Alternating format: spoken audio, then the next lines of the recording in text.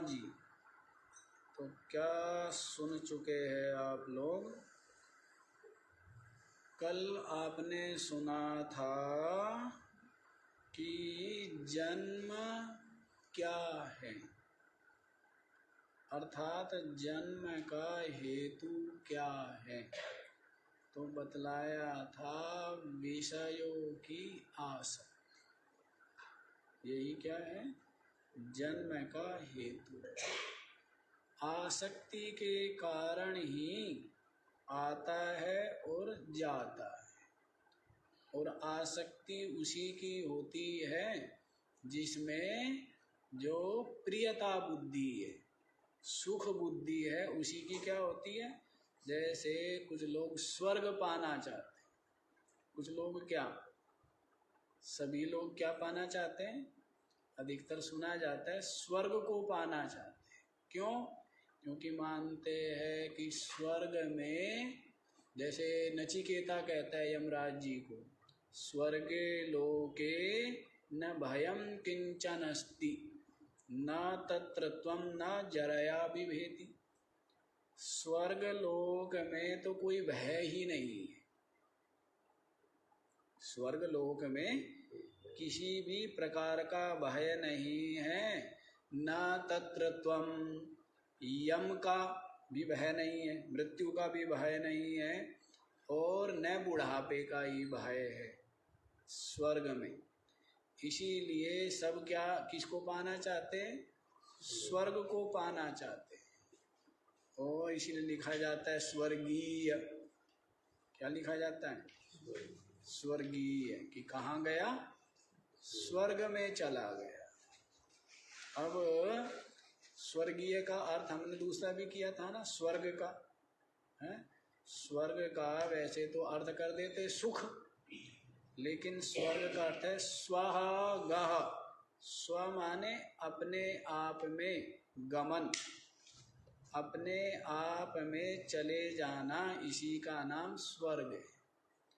अर्थात अपनी आत्मा में पहुंच जाना, अपनी आत्मा को जान लेना, अपनी आत्मा में स्थित हो जाना, इसी का नाम क्या बताया है?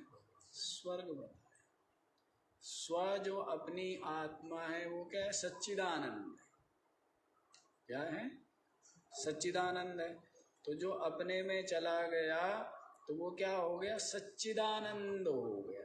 सच्चिदानंद का मतलब है सत माने जो सदा रहे, जिसका जो कभी भी असत मिथ्या नाश जिसका ना हो, उसको क्या कहेंगे? सत। चिद, चिद माने जो ज्ञान स्वरूप हो, जिसमें जड़ता ना हो, जिसमें क्या हो? तमोगुण, जड़ता, अज्ञान ना हो, उसको क्या कहते हैं? चिद। चिद माने ज्ञान बना। अज्ञान जहाँ होता है तो वहाँ क्या होता है? भय होता है। जैसे अंधेरा है, अंधेरे मार्ग पर जाना पड़े हैं तो क्या होगा? भय रहता है ना, ठोकर लगने का, गड्ढे में गिरने का, टकरा जाने का, है डर रहता है, नहीं रहता है? और यदि प्रकाश हो तो कोई भय रहता है क्या? नहीं। तो अज्ञान जो है, तम जो है, वो क्या है? भय रूप है। लेकिन अपनी आत्मा चिद है, चेतन है, ज्ञान स्वरूप है, प्रकाश स्वरूप है। क्या है? स्वयं प्रकाश है, स्वयं ज्योति। और आनंद, आनंद का मतलब क्या है? जहाँ पर दुख का प्रवेश नहीं है, आनंद घन है। तो ऐसे सत घन, चिद घन और आनंद घन अपनी आत्मा में चले जाना, इसी का नाम क्या है? स्वर्ग गमन है। इसी का नाम क्या है? स्वर्ग गमन है। और जाता वहीं पर है जिसकी आसक्ति होती है। कहाँ जाता है? जहाँ पर अपने मन को लगाता है वही हो जाता है? धन में लगाता है तो धनी हो जाता है? मकान में लगाता है तो मकान मालिक हो जाता है, शरीर में लगाता है तो शरीर हो जाता है ना। मन बुद्धि में लगाता है तो क्या कहता है? अज्ञानी हूँ और शांत हूँ या चंचल हूँ, वो हो जाता है। जहाँ भी अपने मन को लगा ले, और अपने मन को लगा लिया कि मैं सच्चिदानंद हूँ, नित्य मुक्त हूँ, तो क्या है फिर? वह है सच्चिदानंद नित्य मुक्त ही। वो बोलते हैं ना कि कबीरा मन ही लगाए के देख लियो किन कोय, नर को कहा बस में करो नारायण बस हो। मन लगाने की बात है ना, तो मन को जहाँ भी लगा लो तो वही क्या होता है? वही वश में हो जाता है, अर्थात वही बन जाता है। वही क्या है? जैसे कीट भृंगी का ध्यान करते करते क्या बन गया? भृंगी हो जाता है। भृंगी का ध्यान करते करते भृंगी हो जाता है। इसी प्रकार से अच्छा जी, तो जन्म बतला दिया है विषय की आसक्ति से और अपनी आत्मा के चिंतन से आत्मरूप हो जाता है। उत्तर जन्म क्या बताया था? पुत्र के रूप में। और किसको टाला नहीं जा सकता, जो अपरिहार्य है, अर्थात क्या है? हाँ, सार्वभौमिक जो सत्य है कि जन्म जिसका हुआ है उसकी मृत्यु होती है। कुत्र पदम विनश्येच्च दृग्पूते, पैर कहाँ पर रखना चाहिए? हैं? कहाँ रखना चाहिए पैर? देख करके। कहाँ रखना चाहिए? देख करके, है ना। नीचे गंदगी तो नहीं पड़ी है, कोई जीव तो नहीं है, वो तो नहीं कुचल जाएगा। तो बताया ना कि दृष्टिपूतम न्यसेत मार्गम, ऐसे करके आता है। और वस्त्रपूतम जलम पिबेद, ऐसे करके आया है। दृष्टिपूतम, ध्यान नहीं आ रहा है पूरा श्लोक कि वचन कैसा बोलना चाहिए, उसके लिए बताया है जी। विचार नहीं तो उसके लिए वो श्लोक में शब्द ध्यान नहीं आ रहा है। और कैसे मार्ग पर चले? दृष्टिपूतम न्यसेत मार्गम या चलेत मार्गम, दृष्टि से देख करके ही मार्ग पर चले। आगे खड्डा हो तो, कुआं हो तो, खाई हो तो। वस्त्रपूतम जलम पिबेत, और पानी सदा क्या करना चाहिए? छान करके पीना चाहिए। सदा ही जल कैसे पीना चाहिए? पीते तो नहीं ना, ये गलती है। वस्त्र को 4 तह मोड़ करके, कम से कम 8 तह मोड़ो तो और भी अच्छा, तो जल पीना चाहिए। पीने वाला जल सदा भर के रखना चाहिए। सीधे ही टूटी से जल जो पिया जाता है वो ठीक नहीं होता, कुछ भी हो सकता है उसमें। तो जल का तो पात्र उसमें क्या हो? धो मांज करके छान करके रखा हो, वही जल पीना चाहिए। देखो मुंबई में बताते हैं गुजराती लोग, वहाँ सब के सब क्या करते हैं? पानी उबाल के ठंडा करके उसको छान के मटके में रखते, सब वही पानी पीते, भले कितने ही संपन्न हो गए, कितने ही अमीर हो। समझदारी है। तो जल को सदा रख करके पीना चाहिए। सीधा निकाला और सीधा पी लेना जल ठीक नहीं होता। अच्छा जी, तो यहाँ पूछा है कि पैर कहाँ रखना चाहिए? देख करके, है दृग्पूते, दृष्टि से पवित्र किया हुआ, देखा हुआ कि हाँ भाई ना आगे गंदा है ना कूड़ा कचरा है, ना खड्डा है, न कोई जो है तुच्छ जीव है बेचारा, तो देख करके चलना चाहिए, है ना। तो ये बात आपको बता दी है। आज 65वां श्लोक आप लोग देखिए, आज ये पूरा हो जानी चाहिए ये वाली। पात्रं किमत्र दाने क्षुदितं कोर्च्यो हि भगवदवतारः कश्च भगवान् महेशः शङ्करनारायणात्मैकः। पात्रं किम अत्र दाने क्षुदितं कः अर्च्यः हि भगवद अवतारः कः च भगवान् महेशः शंकर नारायण आत्मैक। अत्र दाने किम पात्रम, यहाँ पर दान का पात्र कौन है? यहाँ पर दान का पात्र कौन है, अर्थात किसको दान देना चाहिए बिना सोचे विचारे। वैसे तो कहते हैं ना कि दान कैसा करना चाहिए, सोच विचार। ऐसा नहीं कि आपने धन दिया और उसका उसने नशा कर लिया। आपने धन दिया और वो केवल दिया तो परोपकार के लिए है और अपने ऊपर ही, अपनी सुविधा, अपने आराम में जो खर्च करें, है ना।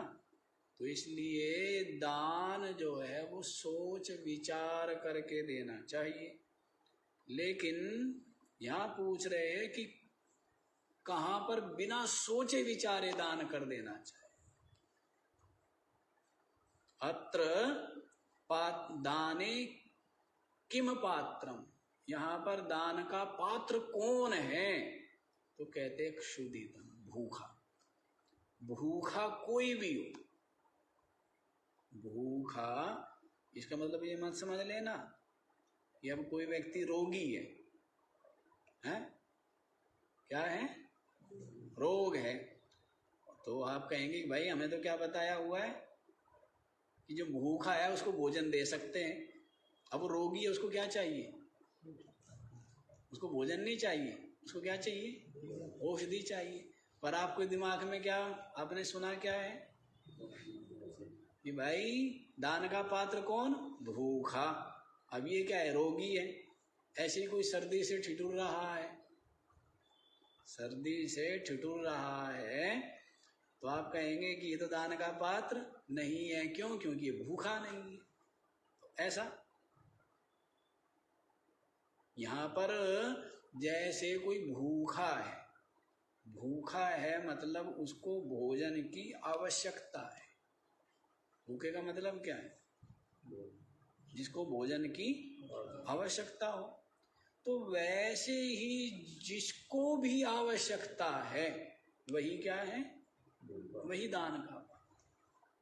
वस्त्र की आवश्यकता है या भोजन की आवश्यकता है या औषधि की आवश्यकता है या उत्साह और प्यार की आवश्यकता है। जैसे बहुत से जीव होते हैं बेचारे, तो बहुत से जीव क्या होते हैं, इतने कष्ट या विपत्ति में होते हैं या सबके द्वारा तिरस्कृत और अपमानित होते हैं, अपने को बहुत छोटा समझते। राम जी क्या करते हैं? सबको,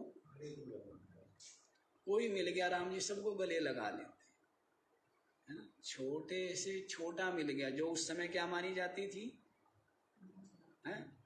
निम्न जाति मानी जाती थी, अछूत जाति मानी जाती थी। राम जी उनको भी क्या करते हैं? राम जी के हृदय में सबके लिए इतना प्रेम है। राम जी क्या है? करुणा के सागर है। राम जी क्या है? करुणा के सागर, अत्यंत दयालु है राम।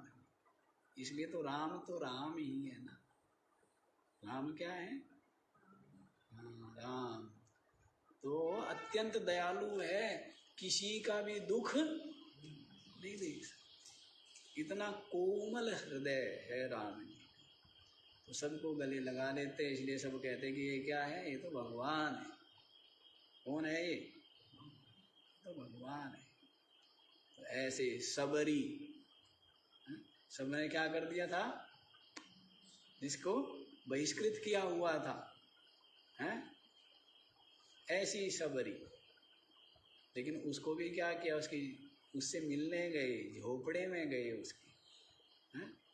उसके झूठे बेर खाए, और वो जो सरोवर था जिसका जल क्या हो गया था, मलिन हो गया था, कीड़े पड़ गए थे, वो सबरी ने जैसे उस जल का स्पर्श किया तभी जा करके वो जल क्या हुआ, निर्मल हुआ ना, अन्यथा क्या हो गया था, वो बिल्कुल मलिन हो गया। तो ये महिमा बढ़ाना है, किसकी महिमा बढ़ाना है, जो कमजोर है, दबा है, कुचला है, दुखी है, उदास है, निराश है, विपत्ति में है, उसको उत्साह देना, हिम्मत देना, प्रेम देना, ऐसा राम जी ने किया है।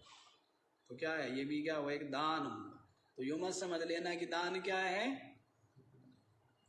क्या दान है जी, अन्न का दान है, बस भूखे को ध्यान देना, तो ये मत समझना।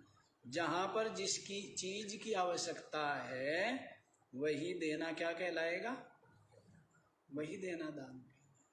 भूखे को भोजन, रोगी को औषध, और जो सर्दी में ठिठुर रहा है उसको, अब किसी किसी को क्या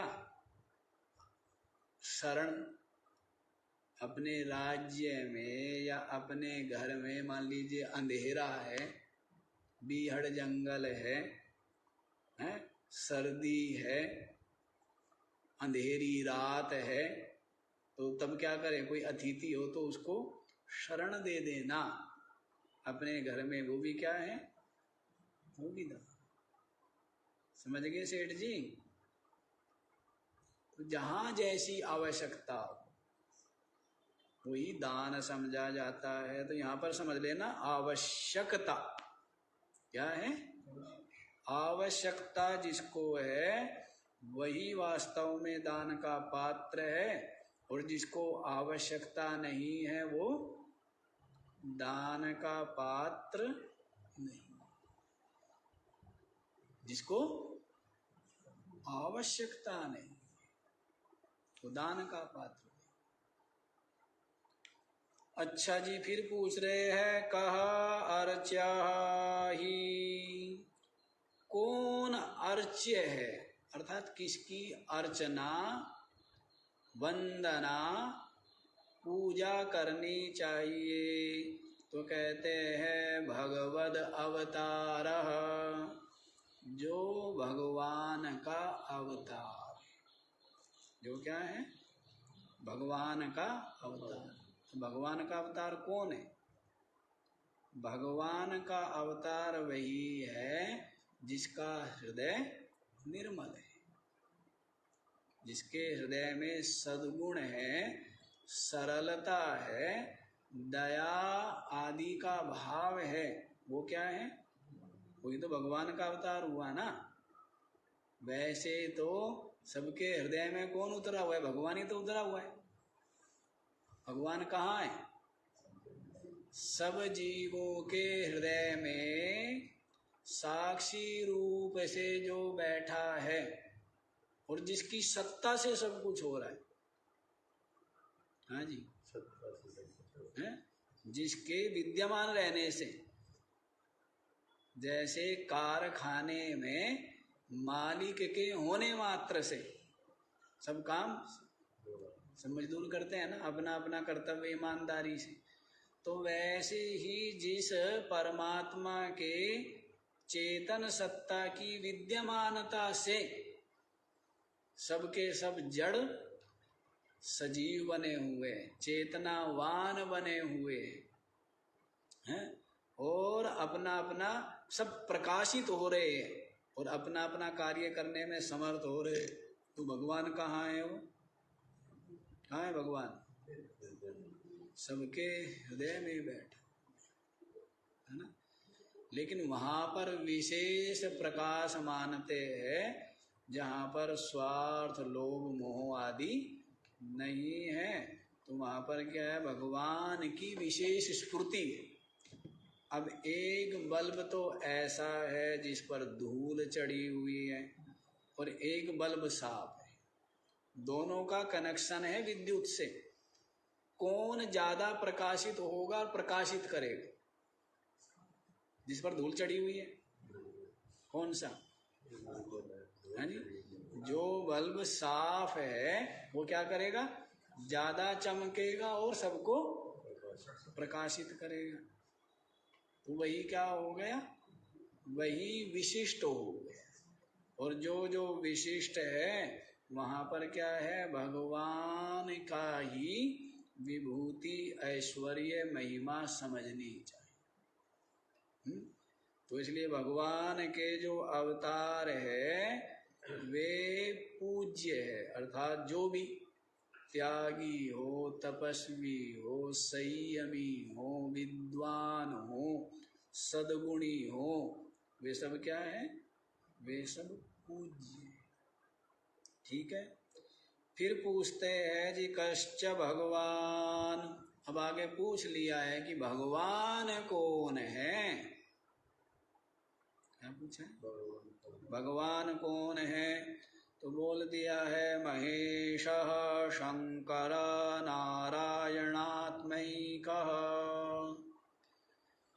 सबको बोलते हैं कि जैसे बोलते हैं ना, एक दूसरे अभिवादन करते हैं तो सन्यासियों में ओम नमो नारायणाय क्या बोलते हैं, तो बोलते हैं कि जो आपके हृदय में विराजमान जो नारायण है, उस नारायण को मैं नमस्कार करता हूँ।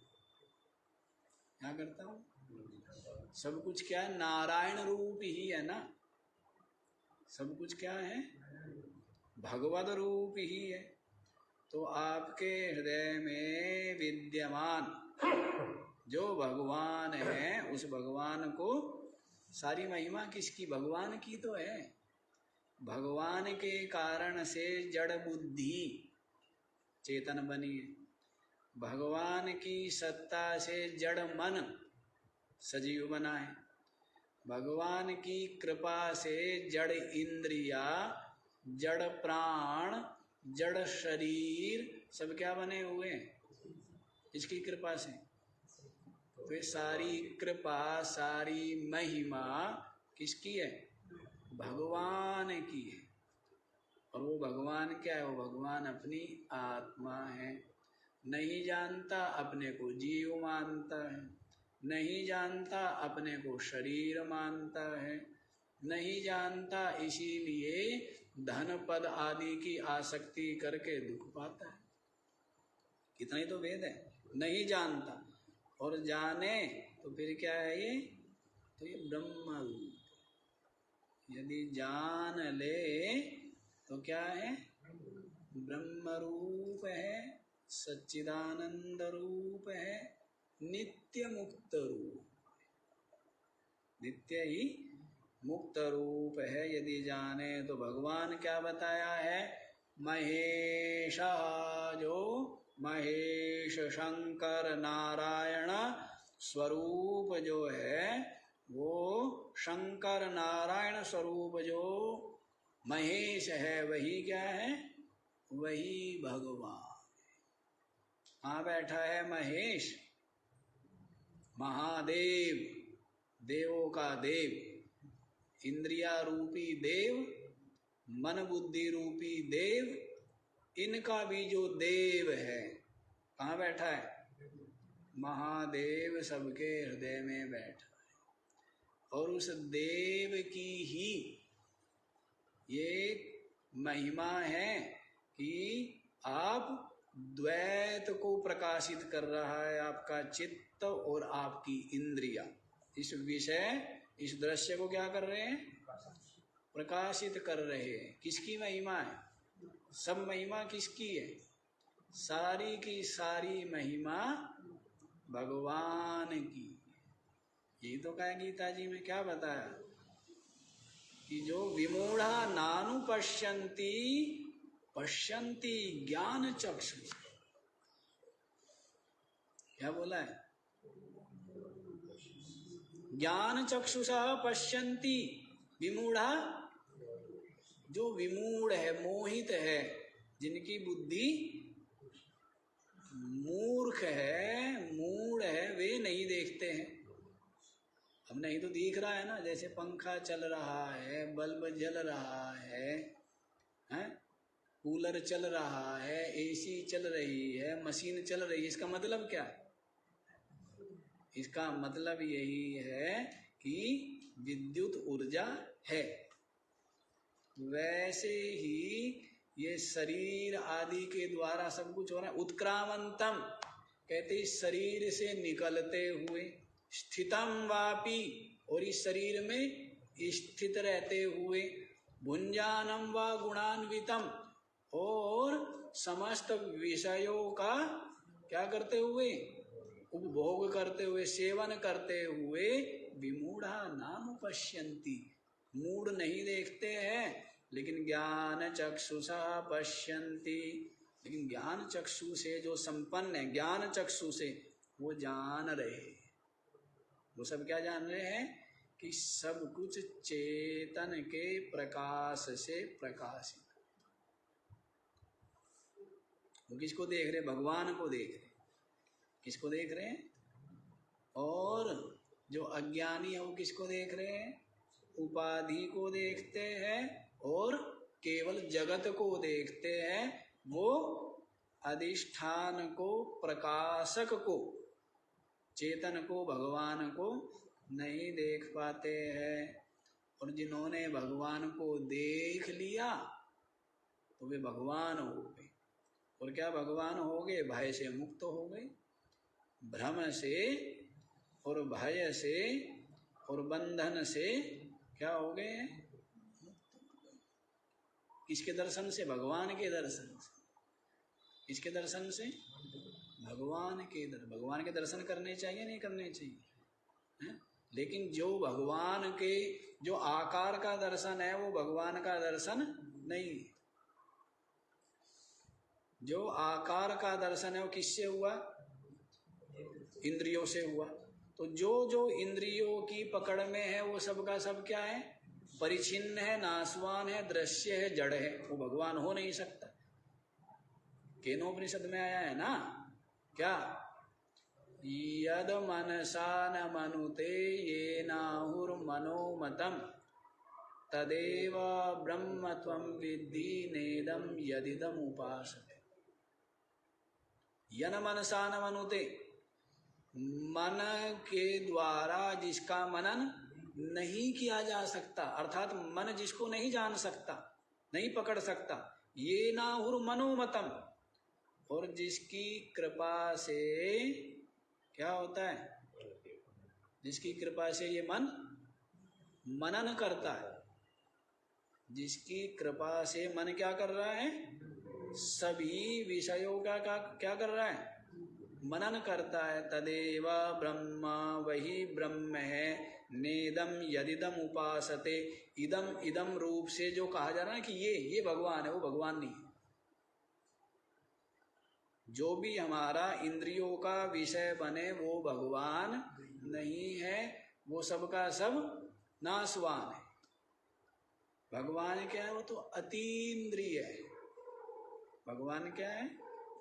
अतीन्द्रिय तत्व है। इंद्रिया जिसको नहीं जान सकती, इंद्रिया जहां नहीं पहुंच सकती, ऐसा अतीन्द्रिय तत्व क्या है? अनुभूति स्वरूप ऐसा है। देखो, दृश्य को जानने के लिए क्या चाहिए? इंद्रिया चाहिए हैं?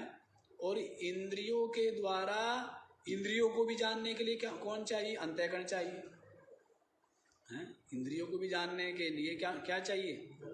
अंतःकरण चाहिए। अब अंतःकरण को कौन जानता है? तो साक्षी जानता है। मन को कौन जानता है? अंतःकरण को कौन जानता है? साक्षी। साक्षी को कौन जानता है?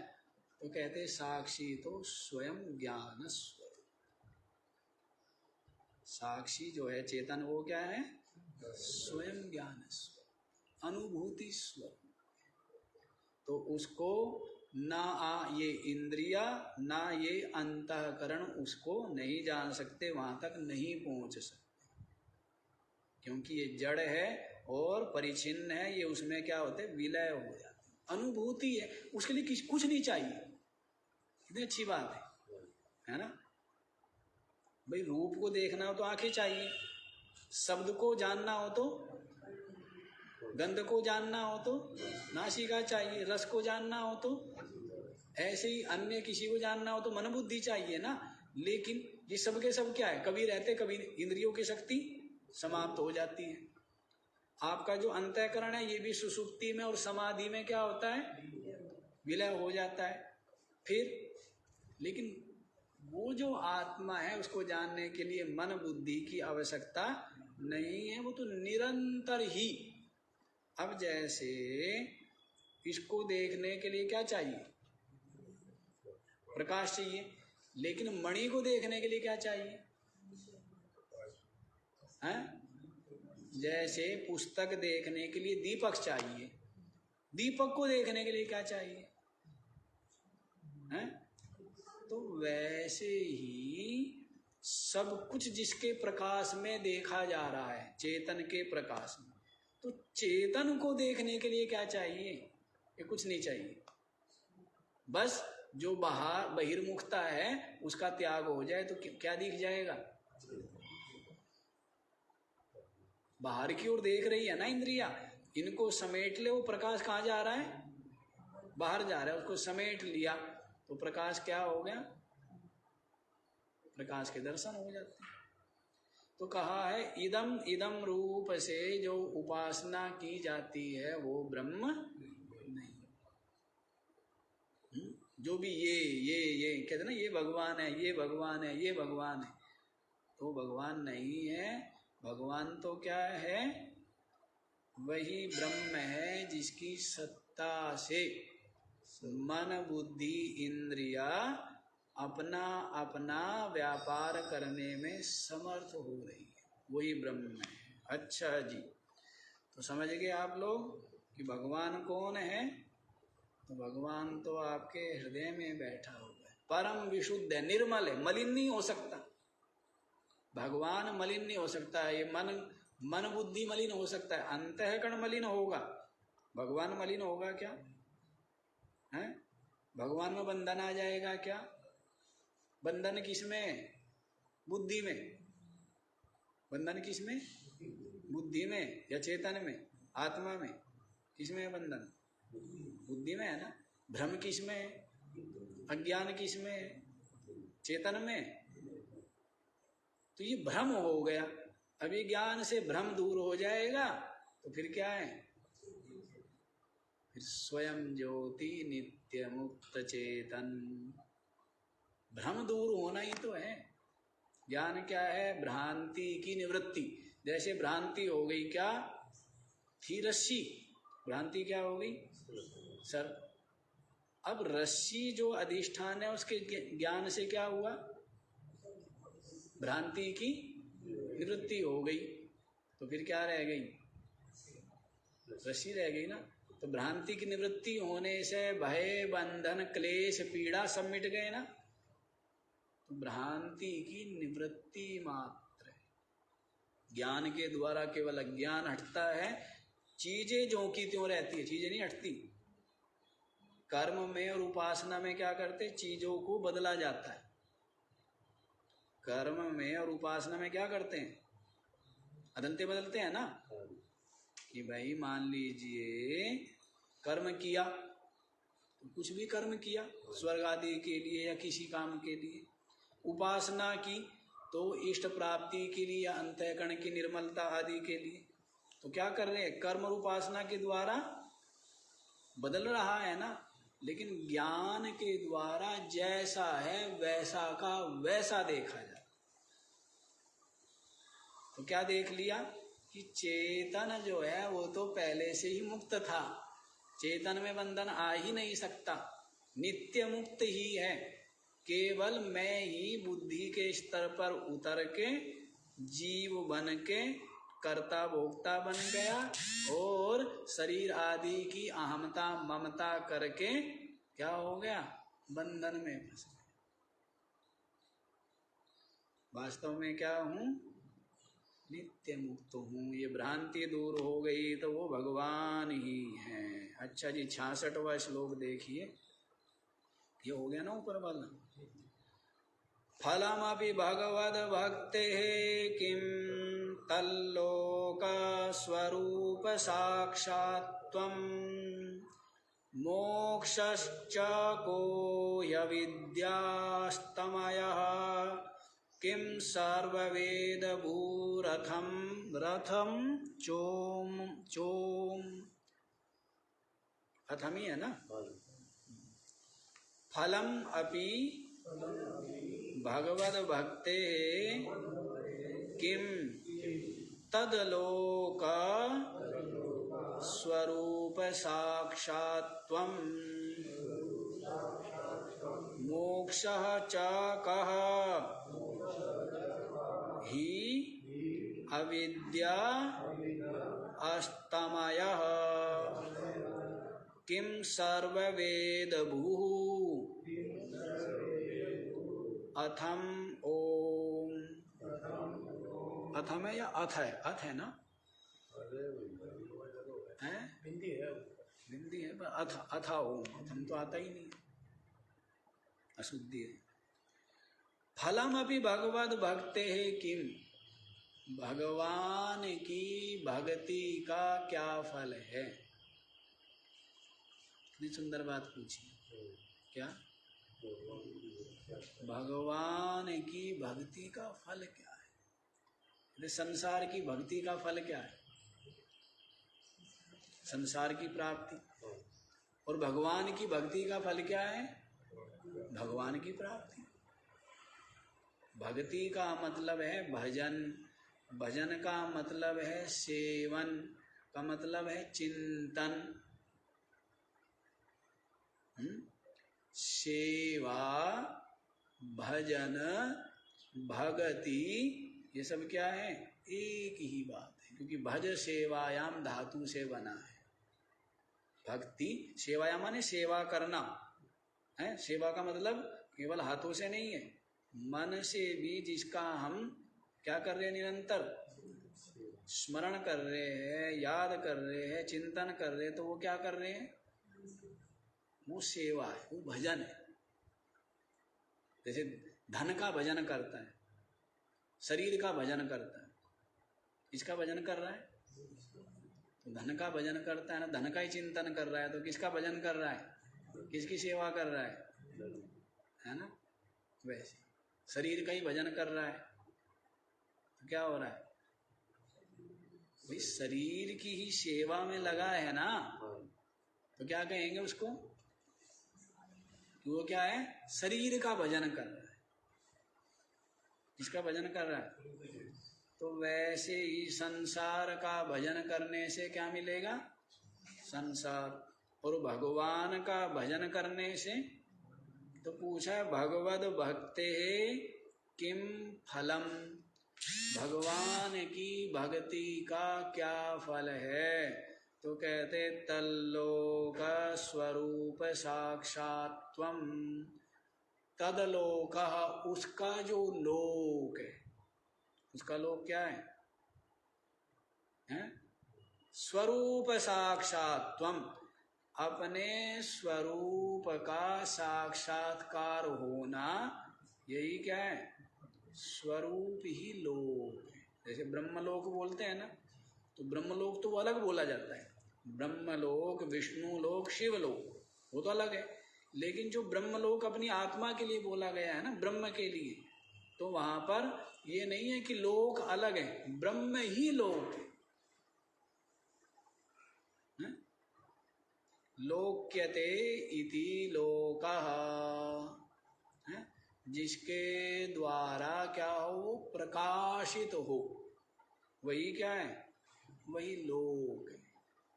जिसके द्वारा क्या होवे, प्रकाशित होवे, वही क्या है, वही लोक। तो भगवान का लोक, जैसे लोक है ना, तो इस लोक में क्या है, सब प्रकाशित हो रहे हैं ना, जान पा रहे हैं हम। प्रकाशित होने का मतलब क्या है, दिख रहे हैं ना, जान रहे हैं। तो वैसे ही ब्रह्मलोक का मतलब है कि जहाँ पर केवल ब्रह्म ही प्रकाशित है, अन्य और कुछ नहीं। उसी को क्या कहेंगे, ब्रह्मलोक, अर्थात केवल ब्रह्म ही है, अन्य द्वैत दृश्य अनात्मा नहीं है, उसको ब्रह्मलोक।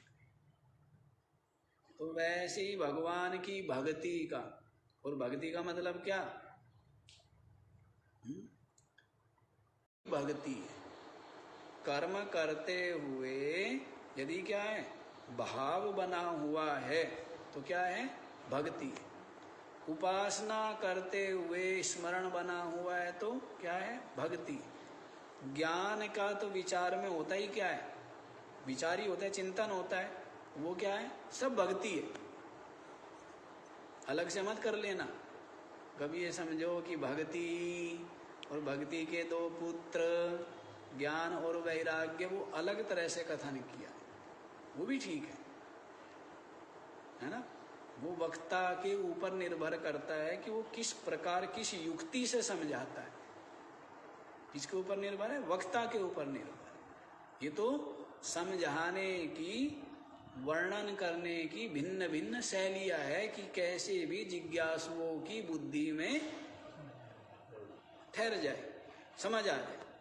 तो यहाँ पर हम जो कर रहे, भक्ति का मतलब है चिंतन, स्मरण, निरंतर उसकी स्मृति, उसका भाव, उसकी याद बने रहना।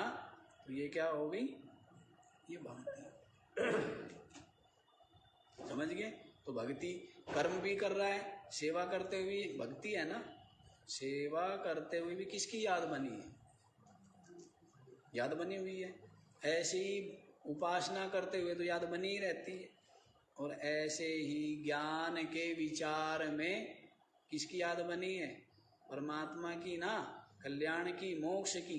इसलिए वो भी क्या हो गया, सब भक्ति। और ज्यादा स्पष्ट करने के लिए आप लोग बोलते हैं ना कि सगुण भक्ति और निर्गुण भक्ति, द्वैत भक्ति और अद्वैत भक्ति। द्वैत में क्या है, भगवान अलग है और मैं भगवान का दास हूं, भगवान का सेवक हूं। ये क्या हुई, ये द्वैत भक्ति हुई, सगुण भक्ति हुई है? और जो अनन्य हो जाना, एक का मिट जाना, अद्वैत हो जाना, ये क्या हुई, अद्वैत भक्ति। जीव भाव गलित हो गया, ब्रह्म भाव रह गया, ये क्या है, अद्वैत। जिसको कहा है गीता जी में, अनन्याश्चिन्तयन्तो माम ये जना उपासते तेषां नित्याभियुक्तानां योगक्षेमावहाम्यहम्। अनन्य भाव से जो चिंतन करते हैं, नित्य युक्ता उपासते, निरंतर ही क्या कर रहे हैं, मुझ परमात्मा की उपासना में लगे हुए हैं। ऐसे नित्य अभियुक्त चित्त वाले, निरंतर ही लगे हुए चित्त वालों का योग क्षेम का मैं वाहन करता हूं। योग क्षेम का मैं वाहन करता हूं का मतलब क्या है कि ये तो सब प्रारब्ध, पीछे सुना है ना आप, कह शरीर पोषकः, सुना था ना आप लोगों ने। वपुषश्च पोषकः किम प्रारब्धम, क्या सुना था, प्रारब्ध से हो रहा है। सब किससे होता है, प्रबल जो प्रारब्ध है उससे सब कुछ मिलना, बिछुड़ना, प्राप्त अप्राप्त, ये सब हो रहा है। किससे होता है, प्रारब्ध से, है ना। तो इस तरह जो निरंतर लगे हुए हैं उनका योग क्षेम का वाहन होता रहता है। उनको क्या है? संतोष है, निश्चिंत है। इसलिए हाँ जी, समझ आया? क्या समझ आया? द्वैत भक्ति और अद्वैत भक्ति, जिसको निर्गुण भक्ति कहा। द्वैत भक्ति सगुण भक्ति को बोल दिया और निर्गुण भक्ति को क्या बोला है? द्वैत भक्ति काल बोला है ना, भक्ति काल। अब से करीब 500-600 वर्ष पूर्व जो संतों का आगमन हुआ पृथ्वी पर है, चाहे तुलसीदास जी हो, सूरदास जी हो, कबीर साहिब हो, नानक देव, मधुदास आदि जितने भी संत हुए, तो उसको क्या बोलते हैं? भक्ति काल। क्या बोलते हैं? अनेकों कुरीतियां थी समाज में, कट्टरता थी, अंधविश्वास थे, अज्ञानता थी, सब भ्रम में क्या थे? भूले हुए थे, भटके हुए थे। उनको प्रकाश दिखाने के लिए अनेकों महापुरुष संत अवतरित हुए। उस काल को बोलते हैं भक्ति काल। तो उस भक्ति काल में कुछ संत कैसे थे? सगुण भक्ति वाले सूरदास, तुलसीदास आदि क्या थे? और जो संत कबीर, नानक देव आदि, ये संत क्या थे? निर्गुण भक्ति, है ना। तो इस तरह भगवान की भक्ति का फल क्या बताया है? भगवान का लोक जो स्वरूप है उसका क्या हो जाए? साक्षात्कार हो। समाधि समाधि चल रही है और कुछ भी नहीं। हाँ 60 मिनट में से 50 मिनट समाधि, 10 मिनट हाँ जी, क्या बताया है? मम दर्शन फल परम अनुपा जीव पावनिज। मेरे दर्शन का फल क्या है? कि जीव अपने सहज स्वरूप को, वही भक्ति का फल बताया है। मोक्ष च कहा, मोक्ष क्या है जी? क्या पूछा है? मोक्ष क्या? अविद्या अस्तमयः, अविद्या का, अज्ञान का, अंधेरे का अस्त हो जाना, यही क्या है? मोक्ष। अज्ञान दूर हो, भ्रांति दूर हो गई तो मुक्त है ना। सर्प की भ्रांति थी तो क्या था?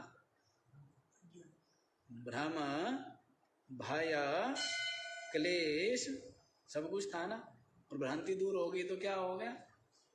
भय से, भ्रम से, अज्ञान से मुक्त हो गया ना।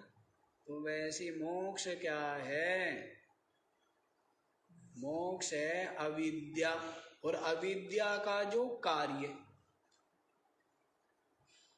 मोक्ष क्या है? अविद्या माने अज्ञान, और उसका कार्य सारा का सारा दृश्य प्रपंच, सारा का सारा ये द्वैत जगत क्या है? अविद्या का, माया का कार्य है ना। तो इसका अस्त हो जाना, क्या हो जाना? इसका अस्त हो जाना, यही क्या है? मोक्ष। अर्थात इसमें से सत्यत्व बुद्धि गलित हो गई। प्रथम तो राग गलित हो चुका था, वो तो साधन काल की बात है। अब ज्ञान काल में क्या है कि इसमें सत्यत्व बुद्धि नहीं रही, और क्या रह गई है? कि मैं क्या हूं? सच्चिदानंद सर्वसाक्षी ब्रह्म। ये क्या है? यही क्या है? मोक्ष। अविद्या का नाश हो गया, विद्या का कार्य के सहित, तो क्या रह गया है? अद्वैत रह गया है, ब्रह्म रह गया है। तो यही क्या है? यही मोक्ष है। अज्ञान से, भ्रांति से, अध्यास से मुक्त हो जाना, यही क्या है? मुक्त है। तो आप निरंतर ही मुक्त हो। जनक जी क्या कहते हैं अष्टावक्र जी? तू अभी के अभी मुक्त है। क्या बोला है? यदि देह से अलग अपने आप को चेतन तू जाने, देह से अलग अपने को कर ले, तो अभी के अभी क्या है? देह, तीनों देह ले लेंगे। कौन कौन सी? कौन कौन सी? स्थूल देह, सूक्ष्म देह और कारण देह। स्थूल देह क्या है? ये है ही पंचभौतिक, ये जो शरीर है ये क्या है? स्थूल देह। सूक्ष्म देह क्या है? ये जो 17 तत्व है ये क्या है? ये सूक्ष्म देह है। कारण देह क्या है? ये जो अज्ञान जीव भाव है यही क्या है? कारण शरीर है। तो तीनों शरीर से अलग अपने को कर लिया तो क्या रह गया? चेतन रहा ना, विशुद्ध रह गया ना, विशुद्ध ब्रह्म साक्षी रह गया। तो वह क्या है? वही मोक्ष। तो जनक जी को कहते हैं अभी तू अलग कर ले, तो अभी के अभी क्या है? मुक्त ही है। तो सबके सब जीव मुक्त है, सबके सब आत्मा है, सबके सब ब्रह्म है। सबके सब क्या है? ब्रह्म है। सबके सब मुक्त है, लेकिन जानते नहीं, भ्रांति है। क्या है? जेब में रखा हुआ है धन, भूल गए, पूरे बाजार में घूम रहे भूखे। जेब में क्या है?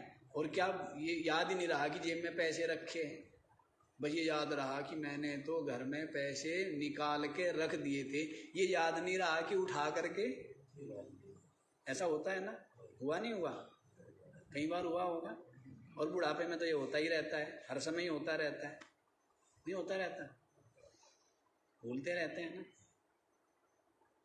तो बताइए, जेब में है और भूख लगी है और बहुत तीव्र है और भटक रहा है बेचारा, दुखी है, लेकिन इतनी बुद्धि मारी जाती है ना, क्या होती है? जैसा कर्म भोग होना, तो ऐसी बुद्धि मारी जाती है कि याद, वो कहते हैं ना, सकल पदार्थ है जग माही, कर्महीन नर पावत नाही। प्रारब्ध की बात होती है।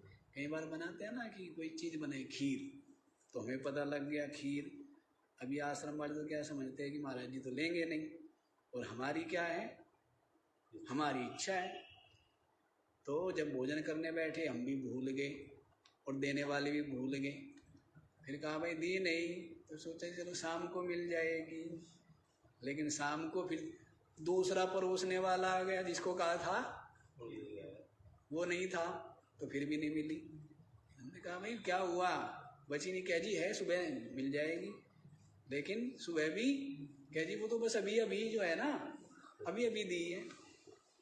तो क्या हुआ कि वो हमारे प्रारब्ध में नहीं थी। क्या थी? प्रारब्ध में नहीं। तो ऐसे होता रहता है, ऐसा चलता रहता है ना। हाँ, तो इसलिए ये सब क्या है? सारा अज्ञान के कारण से, अज्ञान के कारण से है, थी जेब में और भटक रहा है।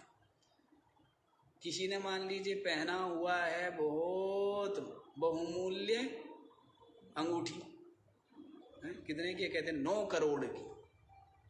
और क्या कर रहा है? मजदूरी कर रहा है, सड़क पर क्या कर रहा है? पत्थर तोड़ रहा है। क्यों? क्यों तोड़ रहा है? ज्ञान नहीं है ना कि ये जो मैं पहन रहा हूं ये सारी अज्ञान, ये सारी महिमा अज्ञान की है, माया की है। और ये सारी की सारी किससे दूर होती है? ज्ञान से दूर। किसी के घर में धन गड़ा हुआ है बहुत, पता नहीं है कितना धन गड़ा हुआ है, इतना धन गड़ा हुआ है पूर्वजों ने गाड़ा हुआ है कि चाहे तो पूरे के पूरे देश को खरीद ले, लेकिन बेचारा क्या है, छप्पर में रहता है और भीख मांगते फिरता है।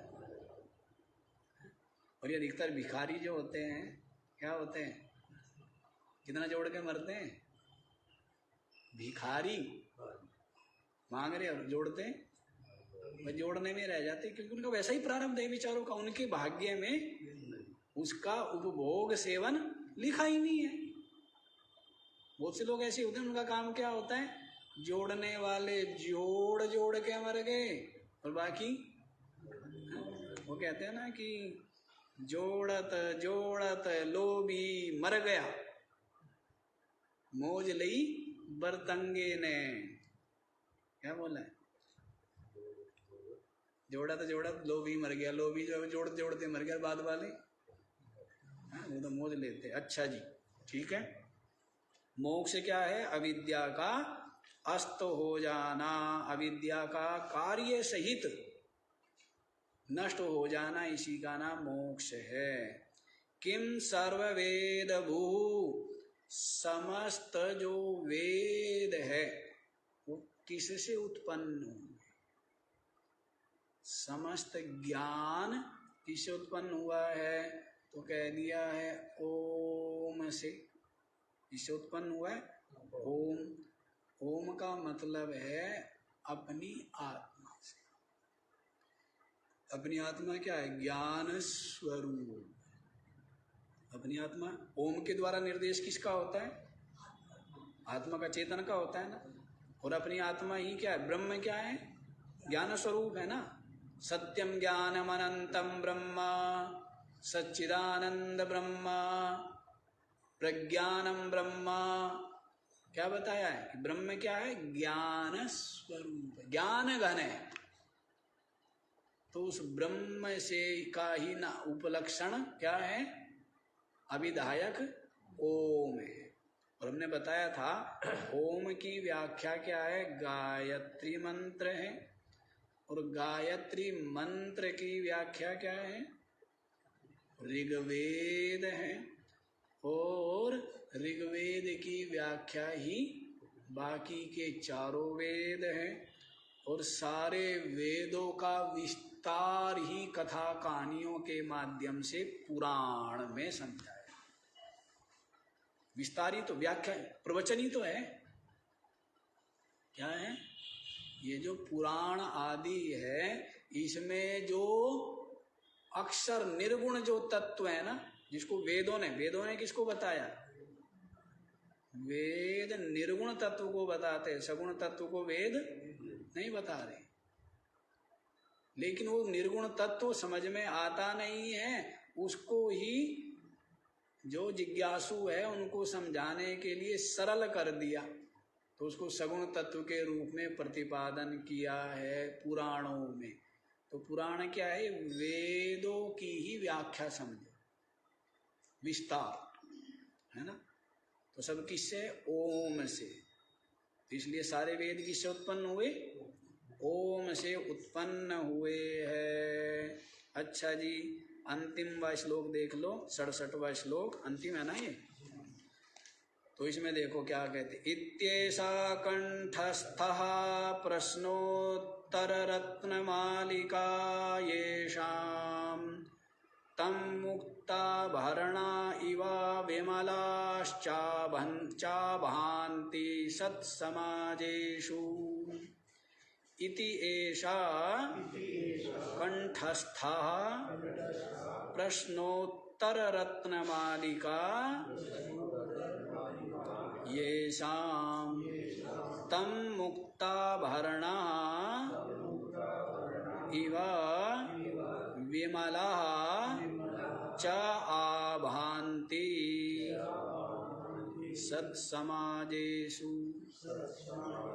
इति माने समाप्त, ऐसा माने ये, कंठस्थः, कंठ में जो स्थित प्रश्नोत्तर रत्न मालिका ये शाम माने जिसके कंठ में प्रश्नोत्तर रूपी जो रत्नों की माला, जिसने कंठस्था कंठ में धारण की हुई, दिख नहीं रही है, कहाँ स्थित की हुई है, मतलब याद है जिसके, इसके अर्थ के सहित इसका विचार ज्ञान जिसको है, तो वो क्या है, उसने क्या की हुई है, प्रश्नोत्तर रत्न मालिका को कंठ में धारण किया हुआ है। तो कहते हैं वो वैसी शोभा पाता है जैसे मुक्ताभरणा इवा विमला। इसने क्या किए हुए, मोतियों की माला, मोतियों का आभूषण जिसने धारण किया हो, तो वो व्यक्ति क्या होता है, सब में शोभा पाता है ना। जिसने क्या की हुई है, मोतियों की माला पहनी हुई है। इसी प्रकार से जिसने प्रश्नोत्तर रत्न मालिका को कंठ में धारण किया हुआ है, सत समाजेषु आभांति, सज्जनों के समाज में वो क्या होता है, शोभा। सज्जनों के समाज में उसकी क्या होती है, शोभा होती है। विद्वान की, ज्ञानी की, विवेकी की क्या होती है, शोभा। जिसने क्या किया, ये प्रश्नोत्तर रत्न मालिका को कंठ में धारण। तो इस तरह ये प्रश्नोत्तर रत्न मालिका समाप्त हो गई, और आप इसको कंठ में, अपनी बुद्धि में, अपने हृदय में क्या कीजिए, धारण करना चाहिए। अपने हृदय में धारण कर लो। फल क्या है जी, आपकी शोभा बढ़ जाएगी। क्या फल है, क्या शोभा बढ़ जाएगी, माने शांति की प्राप्ति हो जाएगी। बाह्य क्लेश अज्ञान दूर हो जाएगा, और क्या मिल जाएगी, शांति की प्राप्ति। निर्भयता और निश्चिंतता रूपी जो अमृत फल है, वो अमृत फल आपको प्राप्त हो। इसलिए क्या करना चाहिए, इसको धारण करना चाहिए। आज इतना ही, और कल आप लोग जानते ही है, भज गोविंदम भज गोविंदम। तो कल जो है वो चरपट पंजरी का कल आप लोग श्रवण करेंगे। तो कितने सुंदर सुंदर है ना, मीठे मीठे ये मीठी मीठी मिठाइयाँ। तो बाकी का विचार कल। ओम